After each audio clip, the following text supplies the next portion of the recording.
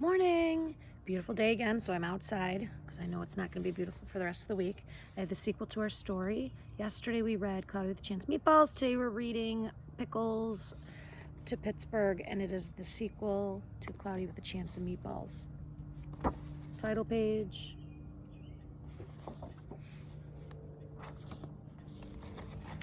And it starts out black and white, no colors, and it's a postcard from Grandpa. It says, Dear Henry and Kate, I have the best vacation ever, but I don't get much rest. I really wish you were here. Our group travels around in a big blue bus, and somehow it manages to climb up and down the tallest and bumpiest mountains and around some of the biggest plants I have ever seen. We visited many unusual places, met the local people, and even helped them out with some of their chores. I'm taking lots of pictures because this place is hard to believe. I can't wait till I see you next Thursday. Love and hugs, Grandpa.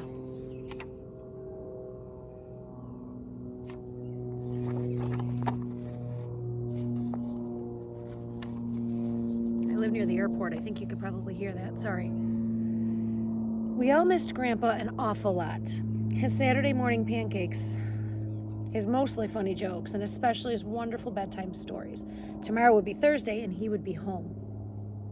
We could hardly wait to hear where he had been and what he had done. To pass the time, we helped Mom make spaghetti meatballs for dinner. Henry made the largest meatballs we'd ever seen. They barely fit into the pot. Mom thanked us for helping, but asked us that the meatballs be much smaller next time. And you can see how giant the meatball is. Henry's holding it in his hand. It's huge. After we finished eating, Henry and I cleared the table so we could help bake a special welcome home cake for Grandpa. It was chocolate with strawberry icing and made in the shape of Grandpa's face. We licked as much of the batter off the spoons as we possibly could. So there's that one. And there's the cake that looks like Grandpa. I like it. They used a cupcake for the nose.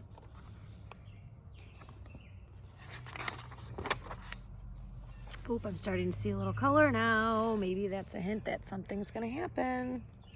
I took Grandpa's postcard up to my room and put it on the little table beside my bed. I kept staring at it and wondering. The lamplight made bright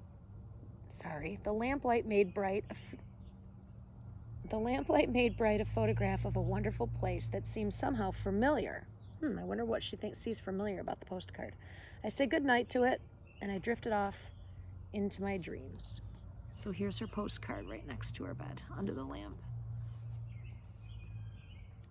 Surrounded by milky blue skies, and with Henry as my co-pilot, we carefully steer our plane through large puffs of mist. Soon we find ourselves soaring over an island, a very lumpy island. From the air, it looks like a gigantic feast. Immense vegetables, salads, and desserts lie beneath us. The mountains look like huge loaves of bread. So they're flying their airplane, and look at where they're headed. They're headed towards this town that's filled with huge, huge food. I wonder where they're going. And don't forget she's dreaming. We decided to take a closer look and prepare ourselves for a bumpy landing. Avoiding some broccoli and narrowly missing a tremendous hamburger on an oversized bun, we came down and taxied on what appeared to be giant strips of bacon. So it's like an airport. Instead of an airport runway, it's strips of bacon. Henry and I step down from the plane and look around in awe. Before us lies a strange but wonderful landscape. We are surrounded by larger-than-life vegetables.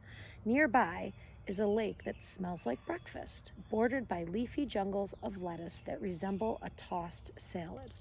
So here's in the airplane where they're coming in, and here's where they see the town that looks like lettuce and looks like a salad.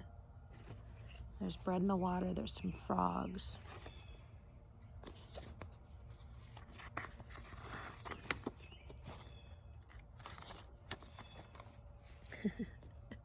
I love the illustrations. We try to keep our balance as we walk around the top of a gigantic bagel and past a forest of towering carrots. One is pierced by a tunnel large enough for a car to drive through. So here's a carrot, and the hole is large enough for a car to drive right through it. Reminds me of a tree in a forest out in California. The tree's so big you could drive a car through it. That's how big these carrots are. Off in the distance, we see popcorn snowing down onto the peaks of enormous rolls. Way above our heads, high up in the trees that look like broccoli, chubby birds are nesting in huge shredded wheat biscuits.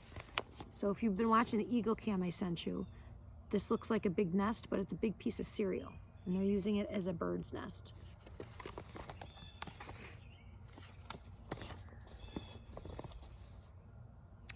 Ahead of us, at the end of a long road, lies what looks like an abandoned town. Eager to know where we are, we start walking towards it. Sweet-smelling rain begins to fall.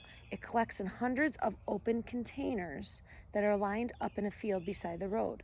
Lots of orange puddles are everywhere. Orange juice. So it's raining down, and they're collecting them into these containers. And they figured out that it's orange juice. All of a sudden, we find ourselves standing in the shadows of a giant tuna fish sandwich being delicately airlifted by a helicopter. In the distance, another helicopter races off with a jumbo pickle in tow. And there's the other helicopter with the pickle.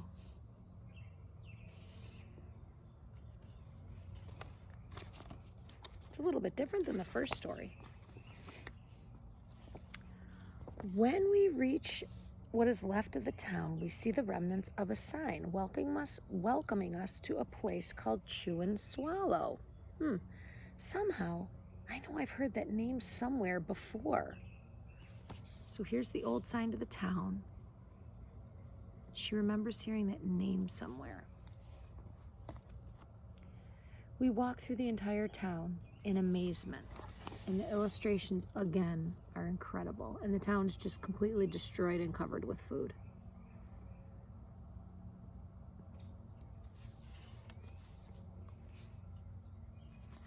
There's a big chicken right on top of the building. Up ahead, lots of workers wearing helmets and dressed in matching uniforms are loading huge potatoes onto a truck. So the potatoes are so big. Think about it. A potato's like this big and you can eat it. They have to pick these up with a forklift. Literally a forklift. That's how big they are. Other trucks sag under the weight of the immense artichokes, enormous eggplants, and massive peas and carrots. Foot-long veal cuts are stacked up to be packed up for shipping. So the workers are all doing something with the food this time. So instead of just eating it and then it gets too big and they left the town, they're doing something with it. I wonder what they're doing.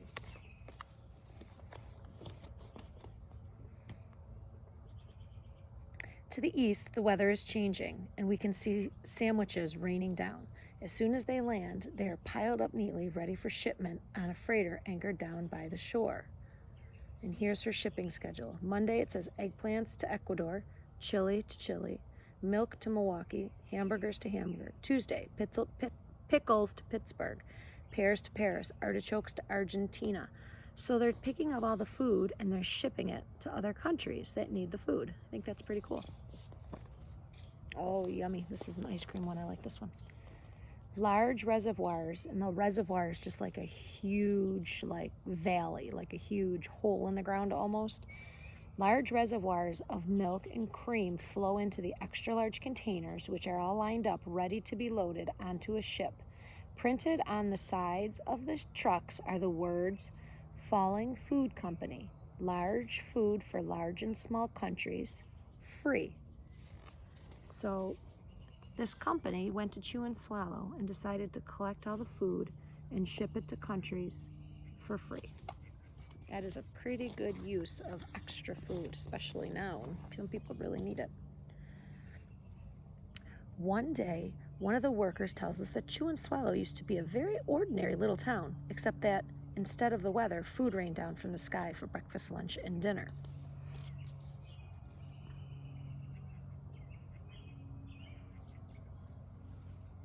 Back then, and these are some of the pictures we saw. There's a lady with a stroller getting chased by the donut. Here's the school covered by a pancake. The man in the bathtub by the tomato tornado. So these are all pictures from yesterday's story. Kind of neat. Back then, he says, Back then, he says, by some quirk of nature, the falling food grew larger and larger. Storms of gigantic food threatened normal life. So the people took their belongings and sailed away to a new land on rafts made of huge slices of stale bread.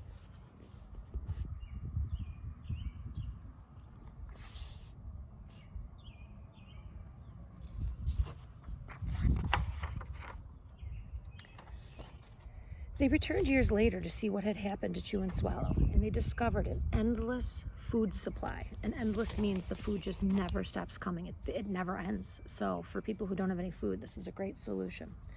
So they discovered an endless food supply and decided to create the Falling Food Company. So the townspeople went back, saw what was happening, and decided to keep all that food and ship it to countries that needed help. Now, daily shipments are made to all parts of the world, from the smallest towns to the largest cities. As soon as the food lands, it is wrapped, boxed, bottled, or packaged and sent out to people who need it.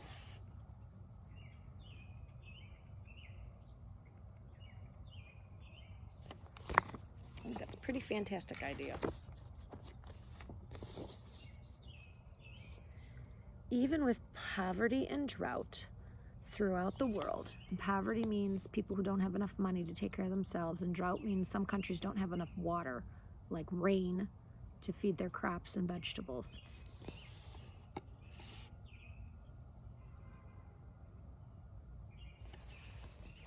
So even with poverty and drought throughout the world, there is always enough food for everyone.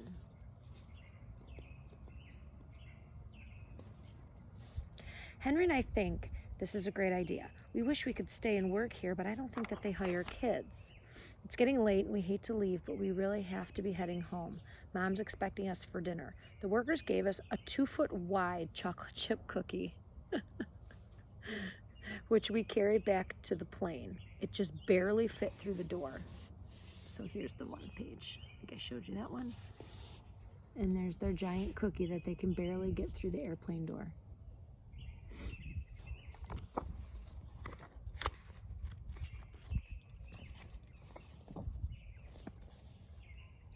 We buckle up, I rev the engine, and we start rolling down the bacon runway. And as everybody waves goodbye, we can see dinner approaching from the west. It looks like spaghetti and meatballs, I think. As we gain altitude, Chew and Swallow slowly vanishes into the distance. And you can see there's some spaghetti on their airplane. So here's this page.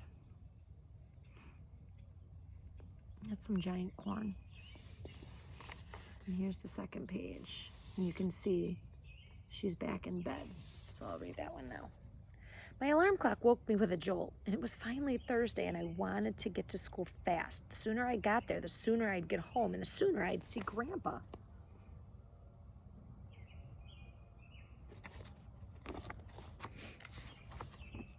We're back to black and white. Not much color here. When we got home, we ran as fast as we could into Grandpa's waiting arms. I brought back something for you, said Grandpa, and he gave us each a very large box containing chocolate chip cookie he had gotten on his trip. They were almost the biggest we had ever seen, almost 2 feet wide. By the time dinner was done, it was late and Grandpa was tired.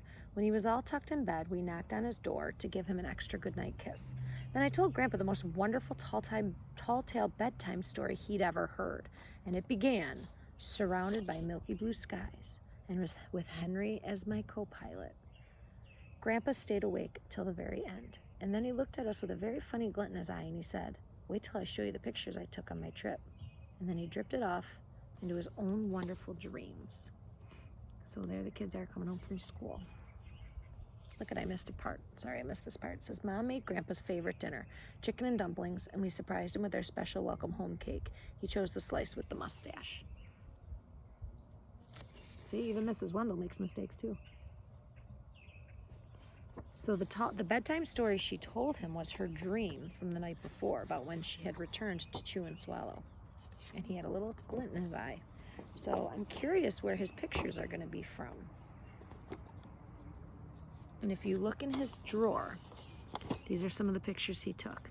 And I see a picture with meatballs and one with a giant piece of cake. I'm wondering if Grandpa knew about the town of Chew and Swallow. Very interesting. Pickles to Pittsburgh. I love pickles, but I don't think I can eat that one. All right, another beautiful day. You've got one more day to get outside before the rain and snow comes. Hope you're doing well, and I'll talk to you guys soon. Bye.